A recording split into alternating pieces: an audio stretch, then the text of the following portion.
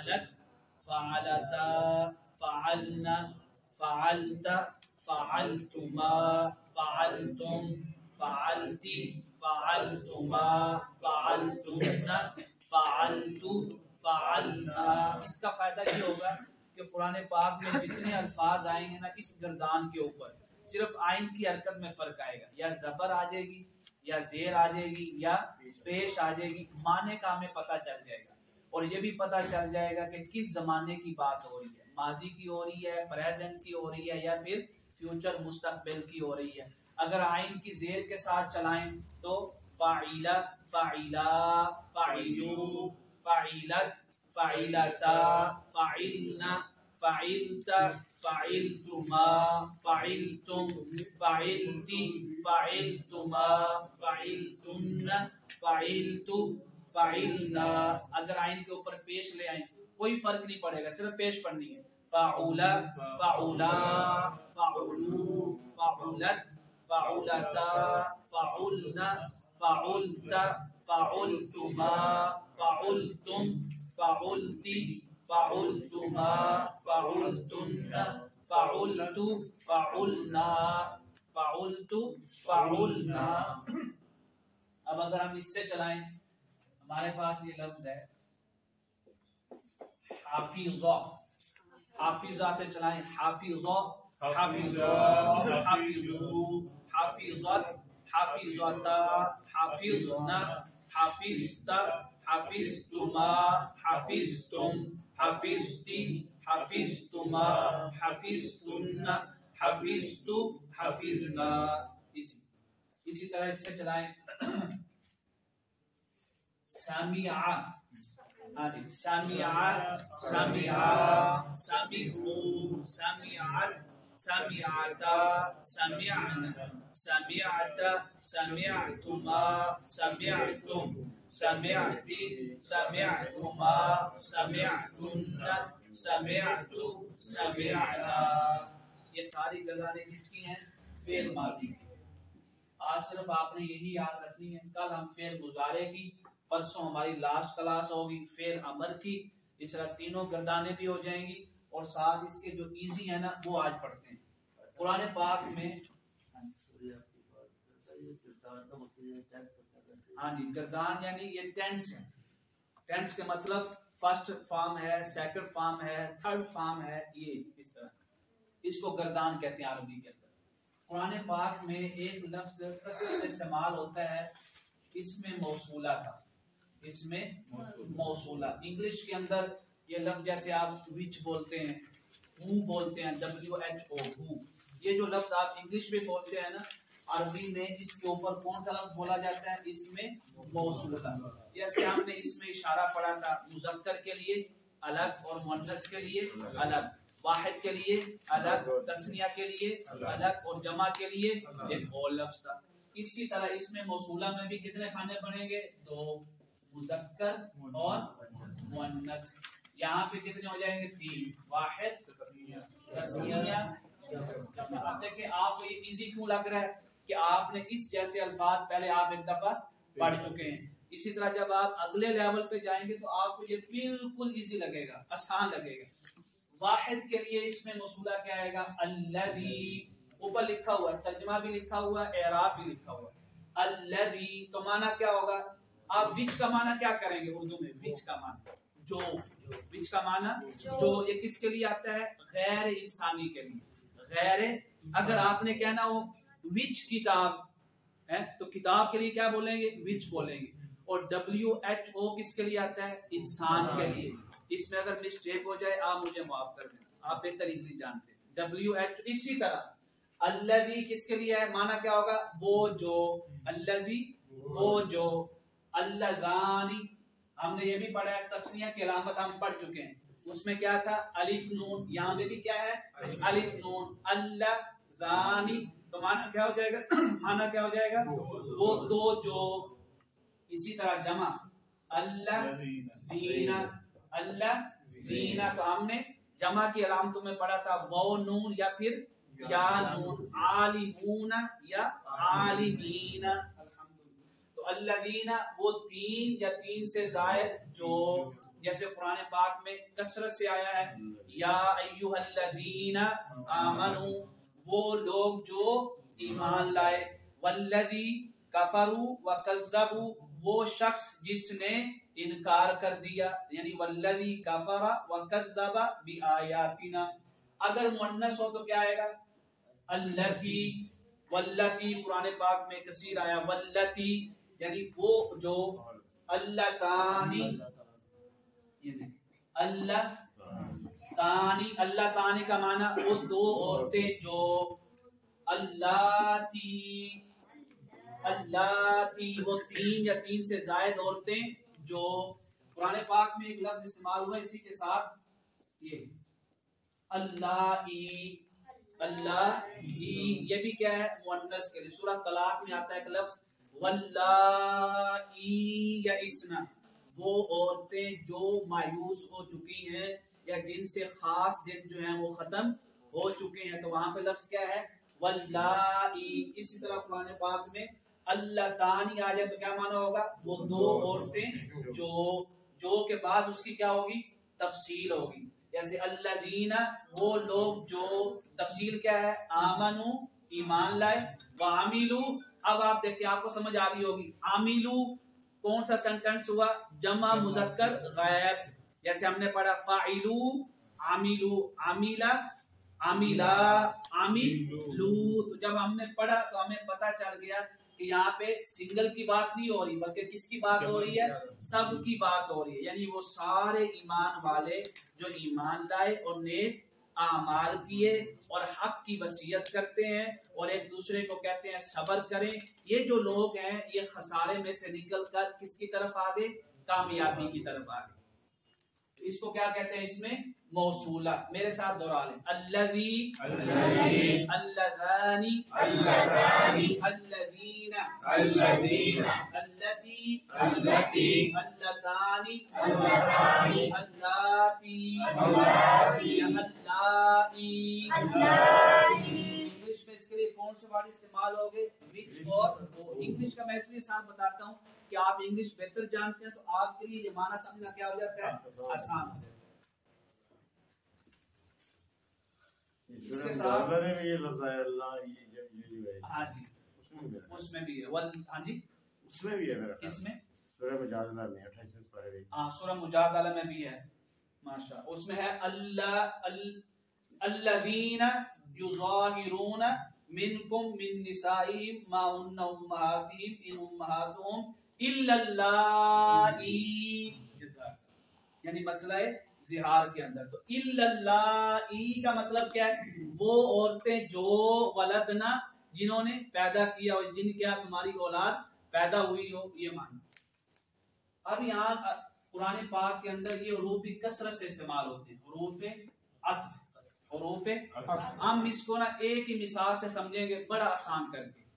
حروف عطف میں ایک ہے واو، قرآن پاک میں کثرت استعمال ہوتی ہے. ہاں جی کیا کہتے ہیں اس کو؟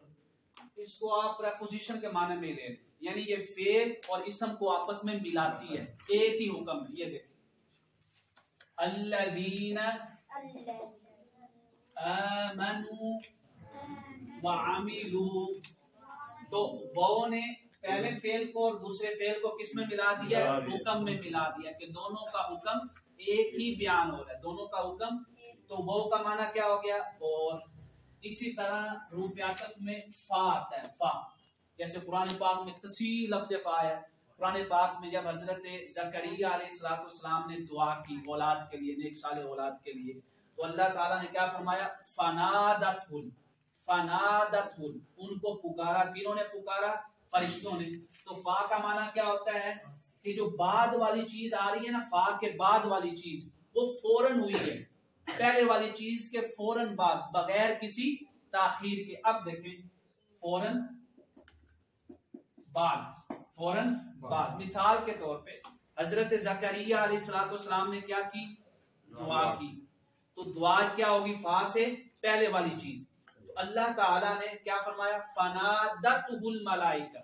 تو فا کے بعد کیا ہے؟ فرشتوں کا پکارنا، فرشتوں کا پکار. تو مطلب کیا ہوا؟ جیسے ہی حضرت زکریا علیہ السلام نے دعا کی، فوراً اللہ تعالیٰ نے دعا قبول فرما لی، فوراً اللہ تعالیٰ نے اپنے فرشتے بھیجے۔ اللہ تعالیٰ ہم سب کی دعاؤں کو بھی ایسے شرف قبولیت عطا فرمائے۔ تو فا کا معنی کیا ہو گیا کہ بعد والی چیز پہلے والی چیز کے فوراً بعد میں ہوئی ہے۔ ایک ہی مثال سے ہم سمجھیں گے، اب اس طرح معنی دیکھیں۔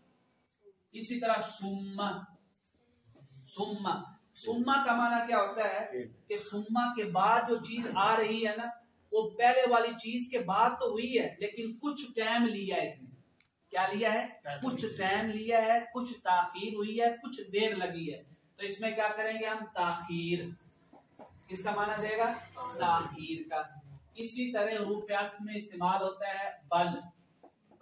بل بل کا معنی یہ ہوتا ہے کہ بل سے پہلے جو بات آپ نے کی ہے نا آپ اس کا انکار کرنا چاہتے ہیں، تو جو بل کے بعد آئے گی وہ کس چیز کی جگہ پہ آئے گی؟ انکار والی جگہ پہ آئے گی کہ نہیں پہلے والی چیز نہیں، ہاں یہ میں نے چیز کی ہے۔ جیسے ہم آج کل لیکن استعمال کرتے ہیں، ہاں لیکن استعمال کرتے ہیں۔ تو بال کا معنی کیا ہو گیا؟ پہلے والی چیز کے بعد شے سے انکار۔ اسی طرح بڑے آسان لفظ ہیں، بڑے کثرت سے بھی استعمال ہوئے ہیں، او یا ام۔ او یا ام کا معنی کیا ہوتا ہے؟ یا۔ او یا ام کا معنی یا، جیسے قرآن پاک میں سورہ بقرہ کے شروع میں آیا وَسَوَاءٌ عَلَيْهِمْ أَأَنذَرْتَهُمْ أَمْ لَمْ، تو ام کا معنی کیا وہاں پہ؟ یا۔ اب ایک مثال ہے ہمارے پاس، بڑا سمپل سا فارمولا ہے، اس میں ہم سارے اپلائی کرتے ہیں۔ جاءنی علی و ناصر، جاءنی علی فناصر، جاءنی علی ثم ناصر۔ عربی دیکھیں آپ کتنی وسیع ہے، جاءنی علی بل ناصر، جاءنی علی او یا ام ناصر۔ اب دیکھیں جاءنی علی و ناصر، حکم کیا ہے؟ آنا، تو وہ کیا کہہ رہی ہے؟ علی اور ناصر آئے۔ اس میں یہ واضح نہیں ہے کہ علی پہلے آیا یا ناصر پہلے آیا۔ جیسے ہم نے کہا جاءنی علی فناصر، مانا کیا؟ علی آیا، علی کے فوراً بعد بغیر کسی تاخیر کے، یعنی علی پہلے انٹر ہوا پھر فوراً بعد ہی کیا ہو گیا؟ ناصر انٹر ہو گیا۔ جاءنی علی ثم ناصر، علی آیا لیکن علی کے کچھ دیر بعد کون آیا؟ ناصر آیا۔ جاءنی علی بل ناصر، آپ نے کہا علی آیا، نہیں علی نہیں آیا، ناصر آیا۔ علی نہیں آیا، آپ نے کیا کر دیا؟ انکار کر دیا کہ علی نہیں آیا، کون آیا؟ ناصر آیا۔ پھر آپ نے کہا آپ کو شک ہے کہ علی آیا یا ناصر آیا، آپ نے کیا کہا؟ جاءنی علی او ناصر ام ناصر۔ آپ نے پوچھنے والے کو بتایا، شک تھا، کنفرم نہیں تھا، آپ نے کہا یار آیا تو تھا، اب یہ نہیں پتا علی آیا یا ناصر آیا۔ ایک ہی مثال ہے، معنی کے اندر فرق واضح ہو گیا۔ قرآن پاک میں جیسے کفار نے کہا کہ فرشتے کیا ہیں؟ اللہ تعالیٰ کی بیٹیاں ہیں، الیاذ باللہ بیٹیاں ہیں۔ پہلے تو اللہ تعالیٰ نے ان کا اخلاقی طور پہ رد کیا کہ اپنے لیے بیٹے پسند کرتے ہیں اور اللہ تعالیٰ کے لیے بیٹے، یہ اخلاقی طور پہ۔ پھر اللہ تعالیٰ نے حقیقی طور پہ رد کیا کہ نہیں، بل عباد مکرمون۔ اللہ تعالیٰ نے انکار کر دیا، فرمایا نہیں بیٹیاں نہیں ہیں نہ ہی بیٹے ہیں، وہ ہر قسم سے پاک ہے، بلکہ یہ فرشتے سارے اس کی عبادت کرنے والے مقرب ہیں، مکرم ہیں، عزت والے۔ وہاں پر لفظ کیا ہے؟ بل۔ اسی طرح قرآن پاک میں بڑی معروف آیت کیف تکفرون باللہ، تم کیسے اللہ کا انکار کر سکتے ہو، وکنتم امواتا فاحیاکم ثم یمیتکم ثم یحییکم ثم الیہ ترجعون۔ یہ سارے اپنے سامنے آیت دیکھیں، بڑی پیاری آیت ہے، سمجھنا بھی ضروری ہے، عقیدے بھی اس کے اندر بیان ہے جو مسلمانوں کے متفق علیہ۔ اس میں اللہ تعالیٰ یہ فرما رہا ہے کہ تم کیسے اپنے رب کا انکار کر سکتے ہو۔ کتنی موتوں کا ذکر ہے؟ 2 کا۔ اور کتنی زندگیوں کا ذکر ہے؟ 2 کا۔ اور چوتھی جو چیز ہے وہ کیا ہے؟ میدان حشر۔ تم کیسے انکار کر سکتے ہو؟ پہلی موت جب ہم ابھی ہماری روح نہیں پھونکی گئی ماں کے پیٹ میں، تم مردہ تھے، وہ جو مردہ والی زندگی ہے نا وہ شمار ہی نہیں ہوتی، وہ کیا نہیں ہوتی؟ شمار. اللہ تعالیٰ نے اس کے بعد جو زندگی دی لفظ فا کے ساتھ آئے یا سما کے ساتھ؟ لفظ فا کے ساتھ. فَأَحْيَاكُمْ کیونکہ موت والی زندگی ایسے ہی ہے جیسے تمہارے اوپر کچھ گزرا ہی نہیں ہے پہلے. تو فرمایا فَأَحْيَاكُمْ فوراً اللہ تعالیٰ نے تمہیں کیا دی؟ زندگی دی. اس آیت کی طرف اشارہ. فرمایا جب تم پہلی موت میں تھے تو تم کچھ بھی نہیں تھے. هل اتى على الانسان حين من الدهر لم يكن شيئا مذكورا تم کچھ بھی نہیں تھے. تو اس لیے اللہ تعالیٰ نے کیا استعمال کیا؟ فا.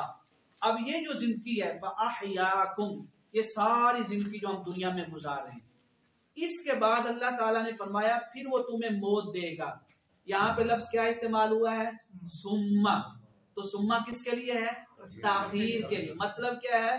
عمومی طور پہ قاعدہ جو ہے انسان کی پیدائش کا وہ کچھ عرصہ زندہ رہے گا پھر اللہ تعالیٰ کیا کرے گا؟ موت دے گا. ہو سکتا ہے وہ پیدا ہوا فوراً کیا ہو جائے؟ موت ہو جائے. تو یہ کیا ہے؟ روٹین سے ہٹ کر ہے. روٹین سے ہٹ اس کا اعتبار نہیں ہوگا. اسی طرح وہ جو زندگی کے بعد موت آئی اب قبر کے اندر زندگی شروع ہونی ہے. قبر کے اندر جو زندگی شروع ہونی اس موت کے اللہ تعالیٰ نے فرمایا ثم یحییکم کچھ دیر گزرے گی موت کی. حدیث پاک میں ہے نا اس کی روح لے جائی جاتی ہے سدرۃ المنتہا تک. سدرۃ المنتہا کے مقام پہ اللہ تعالیٰ اس روح سے کلام کرتا ہے کہ اس کو مقام علیین پہ لکھ دو. پھر اللہ تعالیٰ فرشتوں سے فرماتا ہے اب اس روح کو واپس لوٹا دو. یہ جتنا کام ہو رہا ہے ٹائم لگ رہا ہے نہیں لگ رہا؟ یہ ٹائم لگ رہا ہے. اس ٹائم کو اللہ تعالیٰ نے کس میں بیان کیا؟ سما میں بیان کیا. ثم یحییکم پھر وہ تمہیں زندگی دے گا پھر تم زندہ ہی رہو گے. ثم الیہ ترجعون پھر اللہ قیامت کے دن تمہیں قبروں سے اٹھا کر میدان حشر میں جمع کرے گا. یاد رکھیں قبر کے اندر عرصہ گزرے گا نہیں گزرے گا؟ عرصہ گزرے گا. اللہ تعالیٰ نے اس کو کس سے بیان کیا؟ سما سے بیان کیا. دوسری موت کو اللہ تعالیٰ نے کس سے بیان کیا؟ سما سے بیان کیا. دوسری زندگی کو اللہ تعالیٰ نے کس سے بیان کیا؟ سما سے بیان کیا. پہلی زندگی کو اللہ نے کس سے بیان کیا؟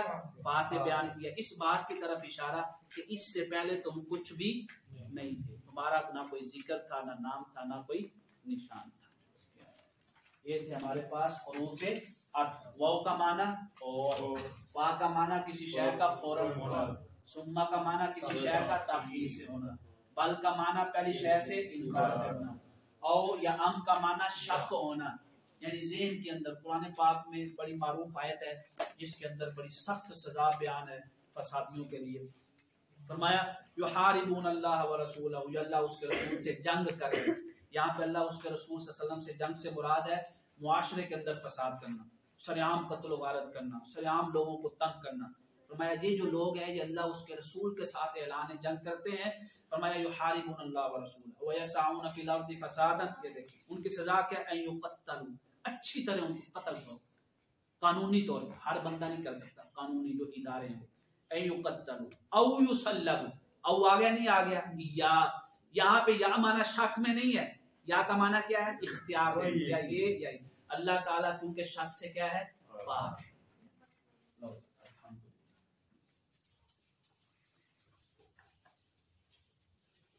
اب ہے شرعی مسائل.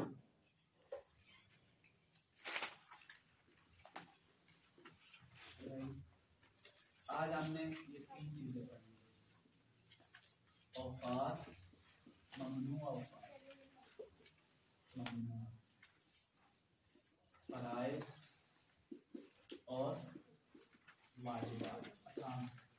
ممنوع اوقات جو ہے نا یعنی وہ اوقات جس کے اندر نہ آپ فرض کی نماز پڑھ سکتے ہیں، نہ آپ واجب نماز پڑھ سکتے ہیں، نہ آپ نفل نماز پڑھ سکتے ہیں. یعنی کسی بھی قسم کا سجدہ نہیں کر سکتے آپ.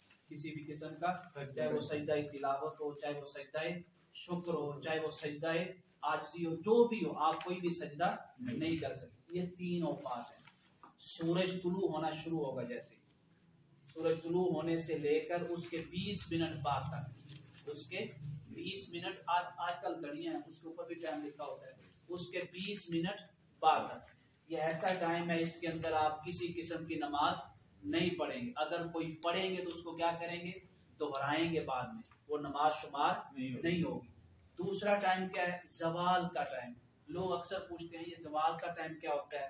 آپ صبح صادق سے مراد جب نماز فجر کی اذان کا ٹائم ہوتا ہے، ٹائم جب ہوتا ہے نماز فجر کی اذان کے ٹائم سے لے کے غروب شمس، سورج کے غروب ہونے تک پورا ٹائم آپ کاؤنٹ کریں، پھر اس کو آپ 2 پہ تقسیم کر لیں، جو آنسر آئے گا وہ دن کا آدھا ہوگا، دن کا آدھا حصہ۔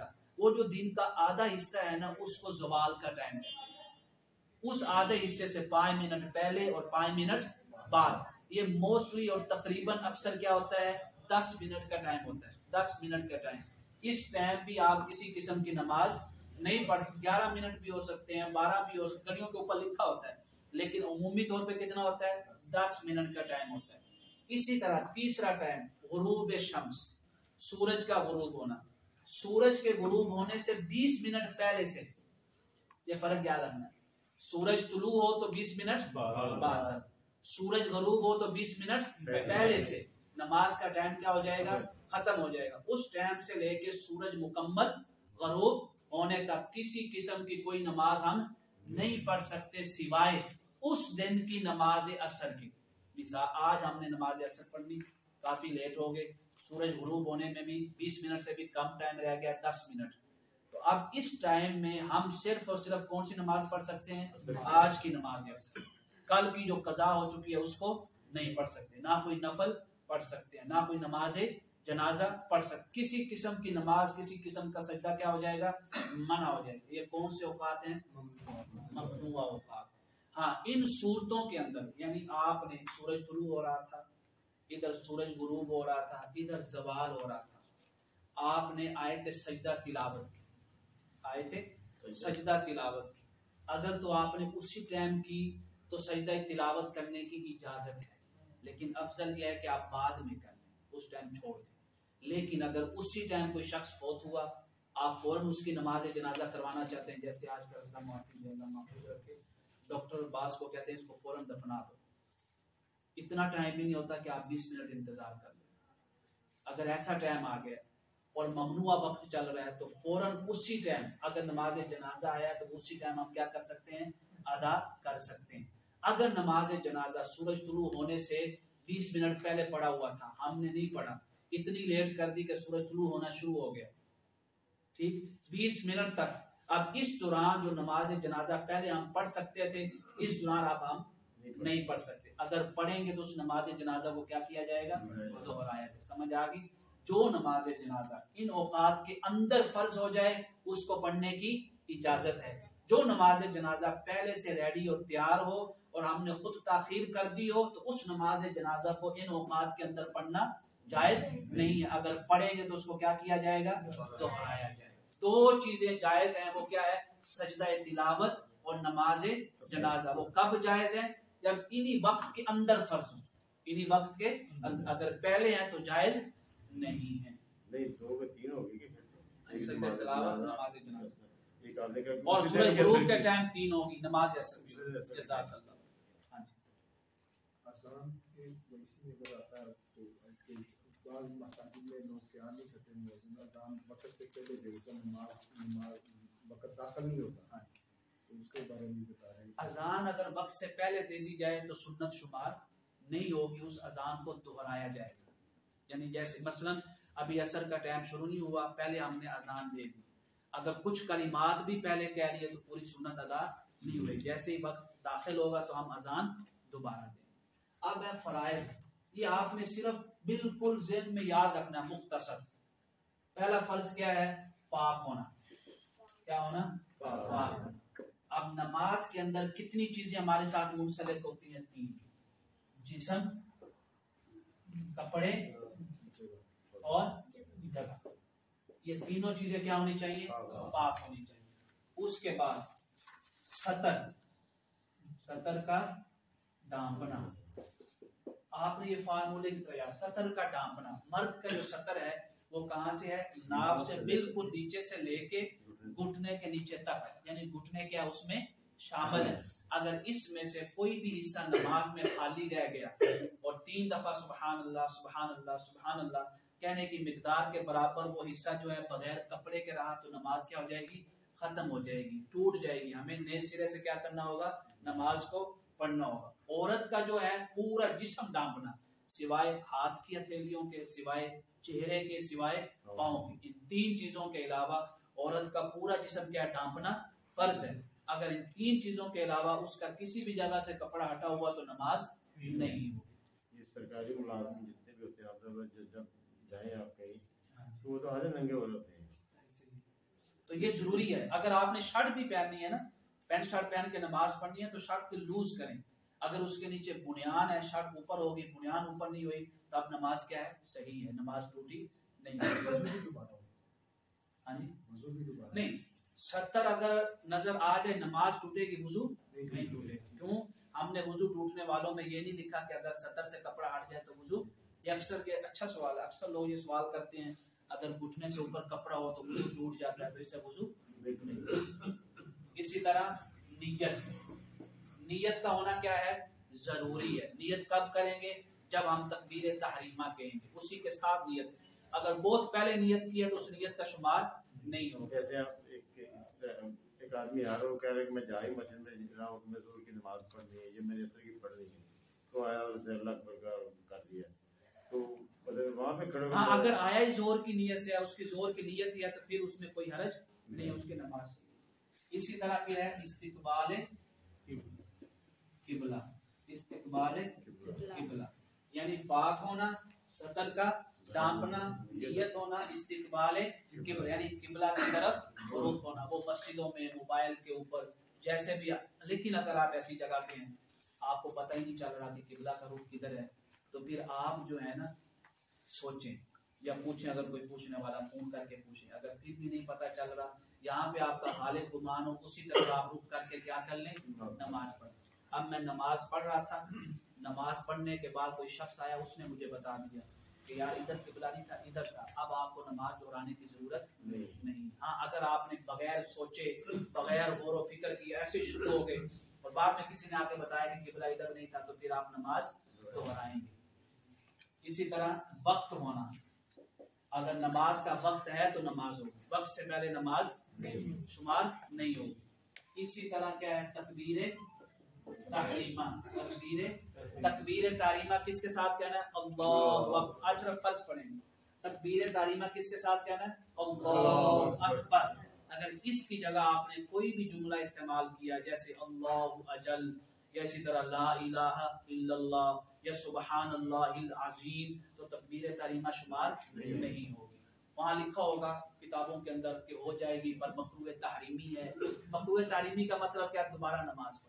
تو ہم نے کیا یاد رکھنا ہے؟ اللہ اکبر کے علاوہ کسی لفظ کے ساتھ تکبیر تحریمہ شمار نہیں ہوگی۔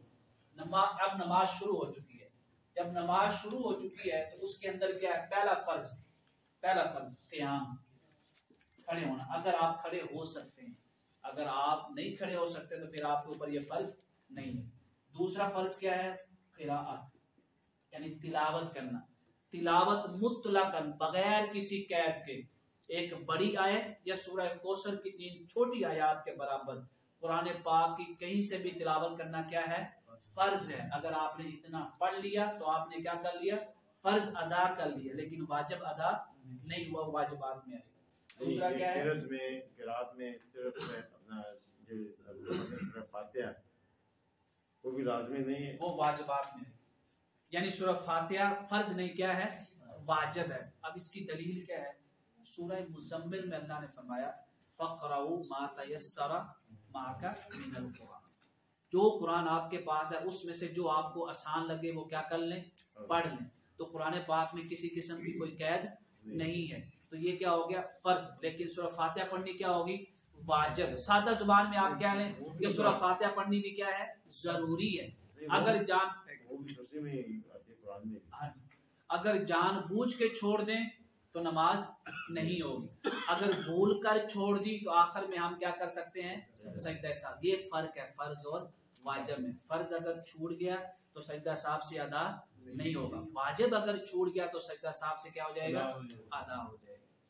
یہ بھی رکوع دونوں، سجدے، آخری اتحیات پہ بیٹھنا، آخری اتحیات یہ فرض ہے۔ آپ کو اس طرح یاد، پاک ہونا، سطر کا ڈانپنا، نیت کرنا، وقت کا ہونا، استقبال قبلہ ہونا، تکبیر تحریمہ، क़याम, रुकू, सुजूद, आखिरी अत्तहियात पे बैठना और क़िराअत करना। ये फर्ज क्यों याद होने जरूरी है कि अगर इनमें से कोई रह गया और आपने नमाज के अंदर उसको दोबारा अदा नहीं किया तो सजदा साहब से बात नहीं बनेगी, बल्कि आपको दोबारा नमाज पढ़नी होगी। हाँ, अगर फर्ज आगे पीछे हो जाए, मिसाल के तौर पे आपने सजदा पहले कर लिया, दोनों सजदे, रुकू बाद में किया, बाद में आपको याद आया नहीं सजदा बाद में करना था, रुकू पहले करना, अगर तो फौरन याद आ गया तो तरतीब आप सीधी कर लेंगे, पहले रुकू करेंगे फिर दोनों सजदे करेंगे। अगर आखिर में याद आया, रकत मुकम्मल हो गई है, तो फिर आखिर में आप सिर्फ क्या करेंगे, सजदा साहब करेंगे। फराइज के अंदर तरतीब आगे पीछे हो जाए तो सजदा साहब से नमाज सही हो जाएगी, अगर फर्ज छोड़ जाए तो सजदा साहब से नमाज सही नहीं होगी। कहते हैं कि बहुत सारी हदीस में ये जो है ना, ये कि अपने सूरह फातिहा का पढ़ना जो है ना वो साबित है, ठीक है ना। तो हमारे जो आम तौर पर महल सुन्नत लोग कहते हैं कि चूँकि हम आम की किरत के साथ हमारी किरत है, इसलिए हम जो बाकी नमाज सूरत है वो नहीं पढ़ते हैं, इसका भी नहीं पढ़ते, हम पीछे कम मुश्किल कर जाते हैं। इसका मतलब है कि किरत में जो हम समझते हैं, मतलब जो हमारी गलती का जो भी है इसमें हम समझते हैं कि ये सूरह फातिहा और उसके साथ कोई सूरत में लाना जो है वो लाजमी है। अच्छा, अब एक तो ये सवाल है। दूसरा सवाल ये है कि हम सूरह फातिहा तो पढ़ते हैं, ऐसे कहते हैं, अगर हम फर्ज में खुदा न खास्ता कोई दूसरी सूरत मुलानी भूल जाए, ये जो है ना वाजिबात जो है ये कल है, लेकिन अभी जो सवाल अहम है ना वो कह रहे हैं फातिहा पढ़ना भी क्या है, लाजमी है। वाजिब का माना हमने क्या कहा था, लाजमी है, जरूरी है, ठीक है। फर्क क्या होता है, दलील के एतबार से या एक चंद एक हुक्म में होता है। मिसाल के तौर पे वाजिब अगर फातिहा जो है लाजमी पढ़ना है, अगर भूल कर छूट गई है पहली रकत, दूसरी रकत में हमें याद आया, तो उसमें हुक्म में फर्क ये आ गया है कि वो सजदा साहब से क्या हो जाएगी, तलाफी हो जाएगी, सही हो जाएगी। लेकिन अगर जानबूझ के छोड़ दी या सूरह फातिहा छोड़ी, उसी रकत में हमें याद आ गया था सजदा करने से पहले और हमने सूरह फातिहा वापस आके नहीं पढ़ी है, तो दोनों सूरतों में क्या हो जाएगी, नमाज खत्म हो जाएगी। दोबारा नए सिरे से हमने क्या करना है, नमाज पढ़नी है। और अगर नहीं आपको दरमियान में याद आ गया तो आपकी वो रकत ही शुमार नहीं हुई है, आपकी अगली रकत कौन सी होगी, पहली रकत।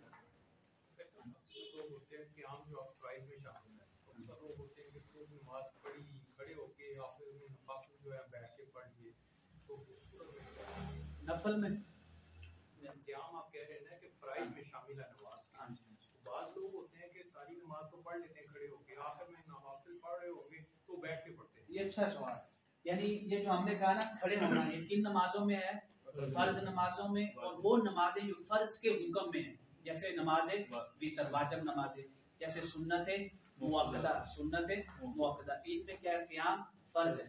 अब नफल हम बैठ के क्यों पढ़ते हैं, वहां भी तो फिर क़याम फर्ज होना चाहिए।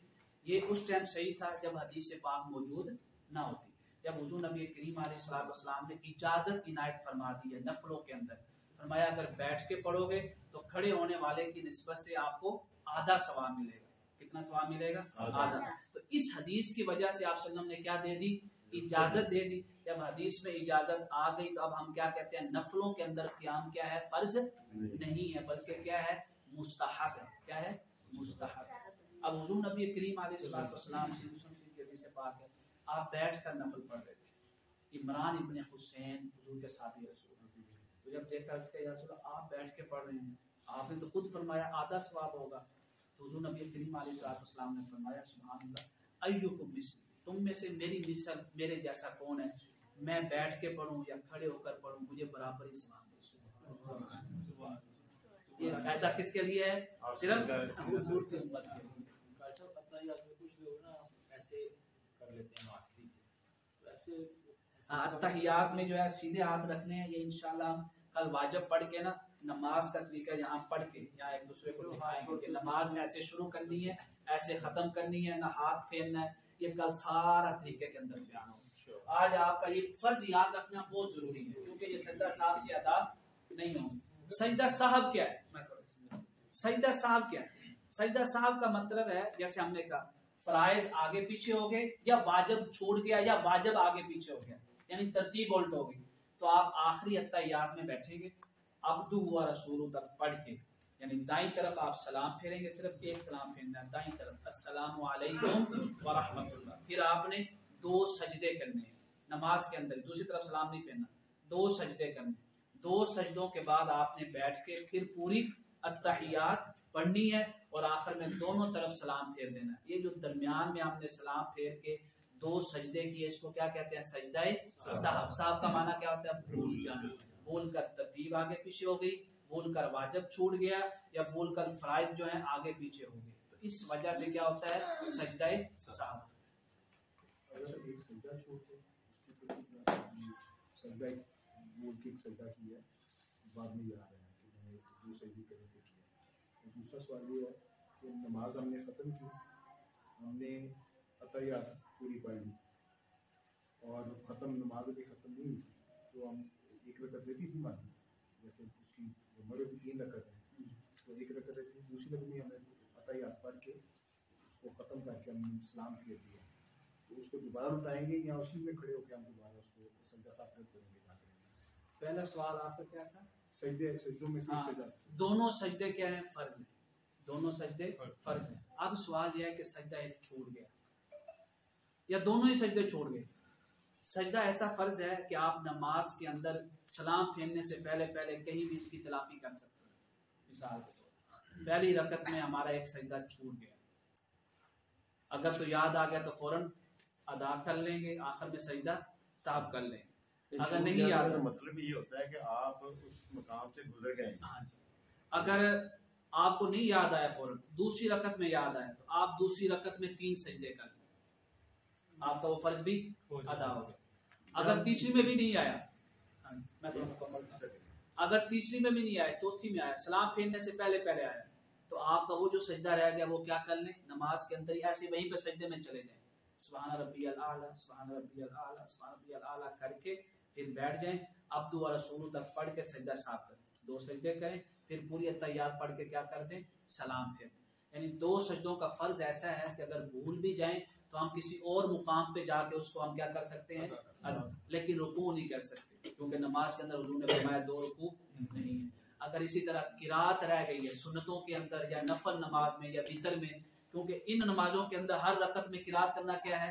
फर्ज है, तो अगर एक रकत में रह गई तो दूसरी रकत में जाके नहीं करे। हाँ, जो फर्ज नमाजें हैं उनमें पहली 2 रकतों में क्या है? किरात फर्ज है, पहली 2 रकतों में किरात फर्ज है। अगर फर्ज नमाजों में हम किसी रकत में किरात भूल जाते हैं तो हमारे पास बाकी कितनी बची हुई है? 2। उन 2 में से किसी भी रकत में वो छूटी हुई किरात हम कर सकते हैं। करने के बाद क्या करेंगे? सजदा। क्यों? फर्ज की तरतीब क्या हो गई? उल्ट हो गई। सजदा साफ करेंगे, नमाज क्या हो जाएगी? सही। आपने सजदा 2 किए, आप उठ बैठे, आपने 2 करने थे, 1 किया, उठ बैठे, उठ के आपने आपको याद है मैं मेरी तो वो हो गया, अब सजदा कहाँ पे जा करेंगे? अब जब आपको याद आया ना, आप खड़े हो गए, खड़े होकर याद आया सजदा रह गया, तो किरात में किरात भी फर्ज है, सजदा भी फर्ज है। अफजल यह है कि आप वापस आके सजदा करें। अगर वहां से आप वापस नहीं आते हैं तो अगली रकत में 2 सजदों के साथ मिला के क्या हम किरात करते करते वापस आ सकते हैं? हाँ, वापस आ सकते, क्योंकि फर्ज की अदायगी से फर्ज की तरफ वापस आ सकते। अगर वाजिब या सुन्नत होता तो फिर वाजिब नहीं, वापस नहीं आ सकते। एक रकत इस्लाम फेर दिया तो उसको कैसे करें? अगर एक मसलन मैं ले गया इमाम के साथ, मेरी एक रकत रहती, इमाम ने सलाम फेरा, मैंने भी फेरा, ठीक हो गया। मैंने सलाम फेरा, बैठा हुआ था, तस्बीह कर रहा था, मैंने किसी के साथ बात भी नहीं की, मेरा रुख भी किबला ही की तरफ था, बैठा हुआ था साथ में। अचानक याद आ गया तो मैं वहीं पे खड़ा हूँगा, अपनी बकिया रकत मुकम्मल करूँगा, उसके बाद सजदा साफ करूँगा और उसके बाद पूरी अत्तहियात पढ़ के दोनों तरफ सलाम फेर दूंगा, नमाज हमारी सही हो जाएगी। नए सिरे से नमाज पढ़ने की जरूरत नहीं। हाँ, अगर मैंने किसी के साथ बात कर ली है या मैं उठ के चल पड़ा, मेरा रुख किबला की तरफ से मुड़ गया है, तो फिर हमने नए सिरे से सारी नमाज पढ़ेंगे। अल्लाहुम्मा सल्ली अला सय्यिदिना मौलाना